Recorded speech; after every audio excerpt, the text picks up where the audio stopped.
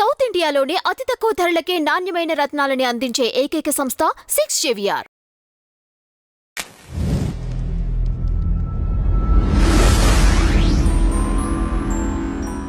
నమస్తే సార్. నమస్తే. షర్మిల గారు మొన్న జరిగిన లైవ్‌లో కొన్ని మాటలన్నారు. అంటే నాకు ప్రభాస్ ఎవరో తెలీదసలు. అతను ఎలా ఉంటాడో కూడా తెలీదు అని చెప్పారు. ఎందుకంటే ఒకప్పుడు షర్మిలకి, ప్రభాస్‌కి ఏదో ఉంది, ఏదో సంబంధం ఉంది అని చెప్పేసి ఒక ప్రభుత్వం వారు కొన్ని వ్యాఖ్యలు చేశారు. అయితే ఆ విషయాన్ని ఇప్పుడు షర్మిల ఏం చెప్తున్నారంటే, అప్పుడున్న సీఎం గారు ఈ వార్తలు అబద్ధమని చెప్పినప్పుడు ఎందుకు కేసు పెట్టలేదు? అయినా ఒకవేళ ఆ వార్తలొచ్చినా సరే నాకాయనెవరో గూడా తెలీదు అని చెప్పేసి ఆవిడిప్పుడు చెప్తున్నారు. దీని గురించి మీ విశ్లేషణ చెప్పండి. తాను తవ్వుకున్న గొయ్యిలో తానే పడ్డట్లు అనే సామెత ఇక్కడ తూచా తప్పకుండా అప్లై చేసేయొచ్చు. ఓకే. రీజన్ ఏంటంటే, ఇది ఎప్పుడు జరిగింది తెలుసా? రాష్ట్రం బైఫర్కేషన్ అవ్వకముందే జరిగింది. వైఎస్ఆర్ గారు చనిపోయిన తర్వాత జగన్ జైలుకెళ్ళడం, 16 నెలలు ఉండడం. ఈలోపు పార్టీని ఒంటి చేయి మీద నడిపించుకొచ్చింది షర్మిల గారు. తెలుసు మనకి పాదయాత్ర, అది పెద్ద రికార్డ్. అవును. ఇప్పుడు ఈయనకి ఆ కూడా పలికే వాళ్ళు ఏంటంటే, ఇక రేపో మాపో నువ్వు రిలీజ్ అవుతావు, కానీ షర్మిల గారికే ఇస్తే బాగుంటుంది, నువ్వు ఆమెకి చేయి కింద ఉండు. ఎందుకంటే ఆమెకి దేశంలో ఉన్న పాపులేట్ అలా ఉంది. మొత్తం వైఎస్ఆర్ గారి తర్వాత ఆ రేంజ్ పాపులారిటీ తను సంపాదించుకుంది. ఆ, అసలైన వారసుడు అనిపించుకుంది. ఇలాంటివన్నీ విన్న తర్వాత ఆవిడ ఇమేజ్ని డ్యామేజ్ చేయండి అని ఈయన చెప్పినట్టు వార్త. హ్మ్. ఎలా చేస్తే బాగుంటుంది అంటే, ఆ టైంలో రోడ్ల మీద ఎక్కువ ప్రభాస్ పోస్టర్లు కనబడేవి. ఆయన మంచి హిట్ ఫామ్లో ఉన్నాడు. ఆయనకి ఈమెకి రంక్ అంట కట్టండి అని చెప్పాడు. ప్రభాస్కి ఈవిడకి రంక్ ఏదో ఉందంట అని సోషల్ మీడియాలో వైరల్ అయ్యి ఒక్కసారి వార్త బయటకు వస్తే ఉంటుంది. అది కూడా ఆ రేంజ్ ఆడవాళ్ళ మీద ఎలిగేషన్ అంటే క్షణాల్లో వైరల్ అయిపోతుంది. అలా వైరల్ అయ్యేసరికి ఆవిడ తల ఎక్కడ పెట్టాలో అర్థం కాల. నెక్స్ట్ ఈయన ఏం చెప్పాడు, ఇంకా చాలు తిరిగింది, సైలెంట్గా ఉండు, ఇక నుంచి నేను తిరుగుతాను అని చెప్పేసి ఆవిడని సైలెంట్ చేశాడు. బయటేమో రూమరు, ఈవిడేమో సైలెంట్. టాక్ నిజమేనేమో, అందుకే బయటికి రావట్లా, అందరు తెలిసిపోయిందని. ఇలా ఆవిడ క్యారెక్టర్ అసాసినేషన్ చేసి తన ఇమేజ్ని డ్యామేజ్ చేయడానికి జరిగిన కుట్ర అప్పట్లో అని వార్త. ఇది నిజంగా జగన్ చేయించాడా లేదా తెలియదు, కానీ సామాజిక మాధ్యమాల్లో ఈ టైప్ ఆఫ్ కథ మాత్రం ఉండింది. ఎప్పుడు ఉండింది ఇది? 2014 ఎలక్షన్ల ముందే, బైఫర్కేషన్ ముందే ఉండింది. తర్వాత బైఫర్కేషన్ అయింది, టీడీపీ వచ్చింది, ఆ తర్వాత మళ్ళీ వైసీపీ వచ్చింది, మళ్ళీ టీడీపీ వచ్చింది.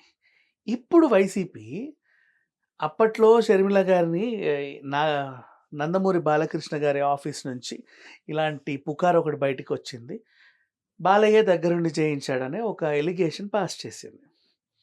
పాస్ చేసినప్పుడు షర్మిల స్ట్రైట్ క్వశ్చన్, సరే వాళ్ళ అధికారంలో ఉన్నప్పుడు జరిగింది అని నువ్వు చెప్పావు, తర్వాత నువ్వు 5 ఏళ్ళు ఉన్నావుగా, మరి ఏం చేసావు? నీ చెల్లి మీద అంత పెద్ద ఎలిగేషన్ వాళ్ళే చేశారని నీకు తెలుసా? నీకు ఐపీ అడ్రస్తో సహా చెప్తున్నావుగా. ఐపీ అడ్రస్ కూడా ఇక్కడి నుంచి వచ్చిందని చెప్పేశారు వీళ్ళు. మరి ఐపీ అడ్రస్ నీకు అప్పుడే తెలిసినప్పుడు అప్పుడు నువ్వెందుకు చర్యలు తీసుకోలే వాళ్ళపైన? ఇప్పుడు ఎందుకు వచ్చావు వాళ్ళు ఇలా చూశారు అని ఎందుకు చెప్పావు? అప్పుడే చర్యలు తీసుకోవాలిగా. ఆ క్వశ్చన్ వేసేసరికి ఇప్పుడు ఏమైంది, తాను తవ్వుకున్న గోయిలో తానే పడ్డట్లయింది. ఇప్పుడు మళ్ళీ తెర మీదకి అంశం వచ్చేసరికి అందరూ ఆలోచించారు, ఏ టైంలో వచ్చింది, ఈ టైంలో వచ్చింది, అప్పుడున్న వార్తలేంటి, పుకార్లేంటి. తీస్తే 90% పుకార్లు ఇది. జగన్ జైల్లో ఉండగా పలానా మనిషి వెళ్ళేసి మొత్తం పబ్లిసిటీ అంతా ఆమె దొబ్బేస్తుంది, నీకు ఇంకా వాల్యూ లేదు అని చెబితే ఆమె క్యారెక్టర్ని ఇది చేయండి, నా గురించి ప్రచారం పెంచండి, ఆమెను ఇంట్లో కూర్చోబెడతాను, మా అమ్మతో మాట్లాడతా అని అన్నట్టుగా న్యూస్. అప్పటి నుంచి ఇది కొనసాగుతూ ఉంది. సో దాన్ని మళ్ళీ తెర మీద తీసుకొచ్చి చూపించారు. ఇప్పుడు షర్మిల గారు అన్న మాట ఏంటి, అసలు ఇది బాలయ్య గీలయ్యగా చేయించింది, మా అన్నయ్య చేయించాడు, నాకు తెలిసి ఈ విషయం, కానీ ఎందుకు అని బయటపెట్ల, మా అన్నయ్య చేయించాడు. పోతే అదే సొంత అన్నయ్య చెల్లి మీద ఇలా చేశాడని చెప్పుకుంటే సిగ్గుచేటు కాబట్టి చెప్పుకోవట్లా. ఆయన చేసిన సిగ్గుమాలిన పనే చెప్పుకోవడానికి మనకు కూడా సిగ్గు ఉంటుంది. ఎట్లా ఉండదు, ఎలా చెప్పుకుంటావు? ఇప్పుడు మనం ఏం చెప్పుకుంటామా, మా అన్న నాకు చెల్లికి ఎవడో హీరోకి రంక్ అంట కట్టాడని చెప్పలేంగా. ఇప్పుడు ఇది ఓవరాల్గా జరిగింది, తనే చెప్పింది. అప్పట్లో కూడా తను కేసులు పెడితే నా గురించి సోషల్ మీడియాలో ఎప్పుడు ఈమె ఇక్కడ పార్టీ పెట్టడానికి వచ్చినప్పుడు వీళ్ళు అప్పుడు ఇక్కడ ఉన్న ఏ చెత్త చెదద్దమ్మ ప్రభుత్వం ఒకటి ఉండే. వాళ్ళేం చేశారంటే ఈవిడ ఇట్టాంటిది, అట్టాంటిది అని చెప్పేసి వార్తలు రాయించారు. ఇమేజ్ డ్యామేజ్ చేయడానికి. అప్పుడేం జరిగింది? శిఖండి, కొజ్జా అది పిచ్చి పిచ్చి మాటలు మాట్లాడారు షర్మిల గారి పైన. ఆవిడ దానికి ధీటుగా ఎదుర్కొని పోలీస్ కంప్లెయింట్ ఇచ్చింది. ఎవడో చేశాడో కనుక్కోండి అంటే, పలానోడే చేయించాడు అని ఎవడినో అరెస్ట్ చేశారు పాపం. వాడు ఇప్పటికీ జైల్లో ఉన్నాడో తెలీదు, విడుదలయ్యాడో తెలీదు. తర్వాత ఈ వార్తలన్నీ అందరూ తీసేశారు. ఇప్పటివరకు లేవు. ఇప్పుడు తెర మీదకి మళ్ళీ ఈ అంశం ఎందుకొచ్చింది అంటే, మీ చెల్లి వల్లే నువ్వు ఈరోజు ఈ స్థితిలో ఉన్నావని ఆయన్ని ఎవరో దెబ్బి పొడవడం. ఉండు దాని సంగతి చెప్తా అని చెప్పి మళ్ళీ పాత ఎలిగేషన్ తీసి వీళ్ళు పాస్ చేయడం. తీరా తీసిన తర్వాత ఏంటి వీళ్ళే చేసామన్న విషయం ప్రపంచానికి తెలియడం జరిగింది ఓవరాల్‌గా. నౌ ఇప్పుడైనా సరే బానే ఉంది. మీ అన్న, మీ చెల్లి ఏదో కొట్లాడుకున్నారు. నువ్వు ఆయనతో తిరిగావని అన్నన్నాడు. నువ్వే ఈవిడతో తిరిగావని నువ్వన్నావు. బావుంది.